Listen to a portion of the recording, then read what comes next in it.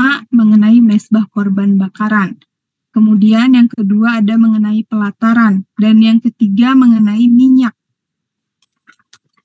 Mengenai minyak untuk lampu. Dari ketiga perikop ini, saya ada mengambil satu kesamaan, yaitu semuanya diminta Tuhan untuk membuat atau memperkerjakan untuk membuat sesuatu. Dan dalam proses pembuatan tersebut, Tuhan sudah menentukan materialnya, ukurannya, kemudian bahan-bahannya, bahkan warnanya Tuhan sudah tentukan. Nah, saya sedikit kepo ya anaknya, jadi saya cari di Google gitu kan. Pelajaran dari Keluaran pasal ke-27. Dan yang saya temukan di situ rata-rata orang banyak ambil renungan-renungan dari Keluaran pasal 27 ini dengan judul Tuhan itu detail. Ada juga yang bilang Tuhan itu ribet gitu kan. Tapi setelah saya baca kembali Keluaran pasal ke-27 ini, saya cukup setuju dengan judul-judul tersebut. Iya ya, Tuhan tuh ribet gitu kan. Ukurannya harus sesuai 5 hasta tingginya, lebarnya, kemudian panjangnya, bahkan warna-warnanya pun harus, tadi sempat dibilang ada warna ungu tua, ungu muda, kain kirmizi, itu kan warna merah, kemudian ada kain lenan. Nah, kalau misalnya saat itu tidak dapat mendapatkan kain tersebut, bagaimana gitu kan? Kan akan memperibet dalam proses pembuatan sesuatu tersebut. Nah, tetapi di di judul selanjutnya Tuhan itu detail. Saya juga setuju karena semua sudut ataupun semua cara, semua prosesnya Tuhan pikirkan. Tapi dari keribetan itu dan dari detail-detailnya itu punya satu tujuan, yaitu untuk kebaikan kita semua, kebaikan bangsa Israel. Nah, kalau boleh saya ulas, tadi kita sempat baca di perikop pertama itu membuat mezbah korban bakaran. Kita lihat Tuhan suruh bangsa Israel untuk membuat mezbah korban bakaran tersebut dari kayu penaga yang disalut dengan tembaga.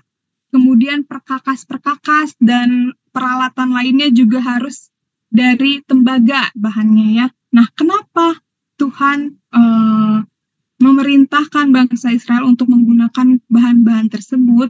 Saya coba cari tahu kenapa, karena ternyata kayu penaga ini merupakan kayu yang sangat awet. Dia tidak mudah rapuh, bahkan dia salah satu kayu yang tahan api. Nah, kemudian disalut oleh tembaga dan bahan-bahan material, bahan-bahan peralatan lainnya juga dari tembaga, karena ternyata tembaga ini merupakan logam yang punya sifat tidak reaktif, ya. Jadi artinya tidak mudah karatan, tidak mudah korosif dibanding logam-logam yang lain. Dan tembaga ini juga merupakan konduktor panas ataupun konduktor listrik yang sangat baik.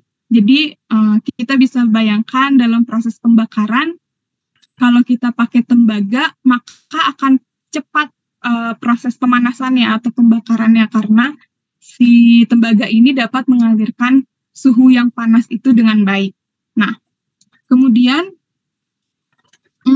dari ukuran-ukuran mezbahnya itu saya tidak menemukan ya kenapa-kenapanya, tapi mungkin nanti ada yang lebih ahli yang bisa menambahkan kenapa ukurannya harus begitu panjangnya, tingginya, dan lain sebagainya. Namun saya yakin dari ukuran-ukuran tersebut Tuhan sudah memperhatikannya secara detail dengan baik. Nah, kemudian di perikop kedua mengenai pelataran. Ya, pelataran itu kalau saya cari tahu kayak halaman gitu ya. Nah, terus dibuat juga kayak pagar-pagarnya itu dari lenan halus. ya, yang dipintal benangnya. Kenapa lenan? Saya cari tahu lagi, ternyata kain lenan ini kain yang kuat. Bahkan dia bisa menyerap air dan cepat keringnya, ya. Mungkin itu salah satu alasan kenapa kain lenan ini dipilih untuk menjadi layar ataupun tirai-tirai yang digunakan dalam pelataran mesbah Tuhan. Nah, kemudian di pelataran ini juga Tuhan menyuruh untuk membuat suatu tirai atau pintu, ya. Nah, kalau kita gambarkan dalam rumah, pintu ini kan tempat orang memasuki rumah. Nah, dalam pelataran tersebut, tirai ataupun pintu itu merupakan pintu masuk bangsa Israel untuk masuk ke dalam rumah Tuhan, ya, mesbah Tuhan. Nah, saya baca-baca lagi, tirai ini kan dari kain, ya. Tadi ada 4 kain, kain ungu muda, kain ungu tua, kain kirmizi, dan kain lenan.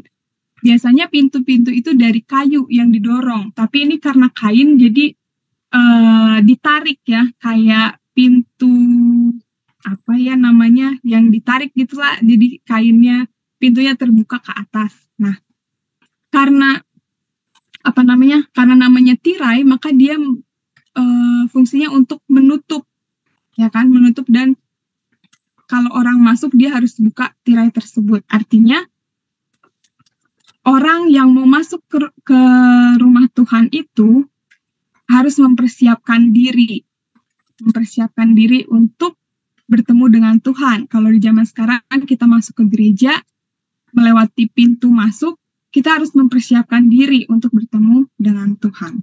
Nah, saya tidak tahu apa arti dari warna-warna kain tersebut, ya. Namun, saya coba cari tahu di internet, tirai atau kain penutup yang berwarna-warni itu menunjukkan pribadi Yesus. Nah, kalau kita lihat tadi ada warna ungu, itu melambangkan Yesus sebagai raja dengan kuasa wibawa. Jadi Yesus berwibawa.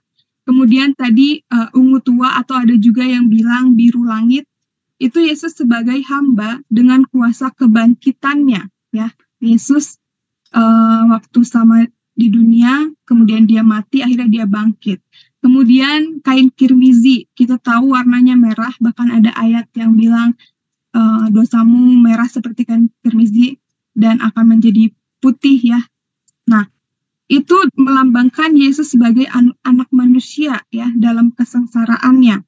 Kemudian kain lenan halus yang berwarna putih ini melambangkan Yesus sebagai anak Allah dan kemuliaannya. Nah, dalam pintu gerbang ini, ketika orang mau masuk ke dalam mesbah Tuhan, maka caranya adalah harus percaya. Melewati tirai tersebut harus percaya kepada Yesus. Nah, kemudian di perikop yang terakhir mengenai minyak untuk lampu, dikatakan bahwa minyak yang digunakan yaitu minyak zaitun, ya. Tapi minyak zaitun yang murni, yang ditumbuk murni. Nah, kenapa harus pakai minyak zaitun? Kenapa tidak pakai minyak yang lain? Ternyata minyak zaitun ini minyak zaitun yang murni ini dapat membuat nyala apinya itu terang, ya, lebih terang dibandingkan minyak yang lain, dan tidak tidak membuat banyak asap, ya. Mungkin kalau misalnya kita di sini mati lampu, kan penerangnya kita pakai lilin, ya, seperti itu. Tapi lilin juga tidak terlalu terang. Kalau misalnya dia sudah sudah mulai habis sumbunya, dia akan mulai redup. Nah, terus ketika ditiup ataupun dibakar juga asapnya tercium. Nah, tapi kalau minyak zaitun ini lebih terang nyalanya, awet, dan tidak menimbulkan asap, ya. Asapnya sangat sedikit gitu yang ditimbulkan dari bahan bakar minyak zaitun. Nah, ternyata kita dari alasan-alasan tersebut, dan mungkin masih banyak lagi alasan lain kenapa Tuhan tentukan bahan-bahan tersebut, ukuran tersebut, bahkan warna-warna tersebut. Tapi dari ini semua saya mendapatkan satu kesimpulan di mana Tuhan sudah memikirkan itu semua sedemikian rupa secara detail itu untuk kebaikan kita semua, kebaikan bangsa Israel saat itu. Mungkin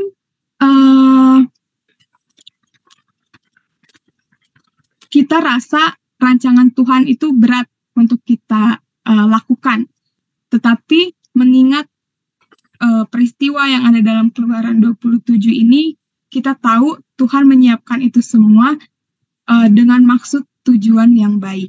Nah, saya jadi teringat ketika saya praktikum waktu masih sekolah, ada praktikum resep. Biasanya kami praktikum selalu bikin jurnal. Nah, di jurnal tersebut kita bikin prosedur-prosedur pembuatan obat. Nah, ketika kita bikin jurnal tersebut, prosedurnya dengan baik, sesuai dengan farmakope dan literatur lainnya. Nah, tetapi ada teman saya yang ketika prakteknya dia tidak mengikuti prosedur tersebut dengan baik, ya, bahkan diloncat gitu. Misalnya saya mau buat obatnya dari Om Denny nih, OBH kombi gitu ya misalnya nih. Nah, itu ada bahan yang yang utama dan bahan tambahannya. Seperti khotbah saya beberapa waktu yang lalu, formula obat ada zat utama dan zat tambahan. Nah, teman saya ini pikir cara praktisnya, yang penting harus jadi sirup.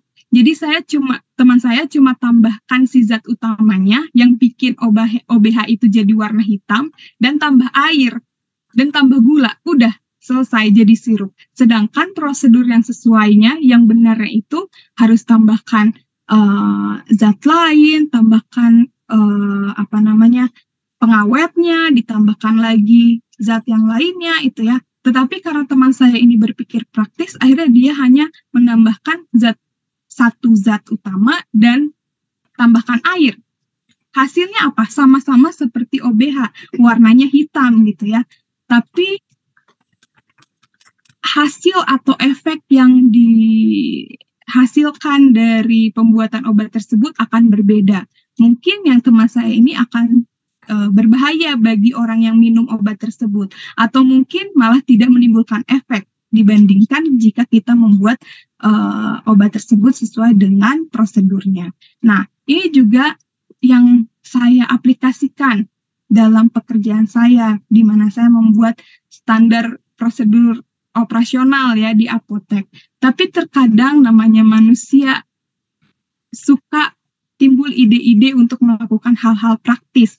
Nah, saya juga pernah seperti itu, karena ingin praktis, tidak mengikuti prosedur secara bertahap, akhirnya dampaknya pun tidak baik dalam pekerjaan saya. Nah,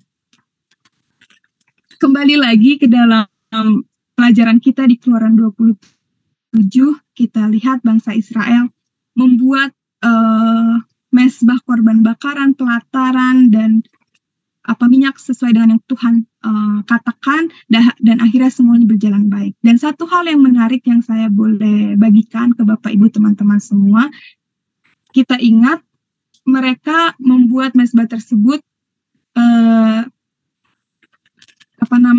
tidak permanen ya. Artinya ketika mereka berpindah ke tempat yang lain, itu dibongkar, diangkat lagi. Dan Tuhan memikirkan sedetail itu. Tuhan minta untuk membuat kayu dibilang namanya ya,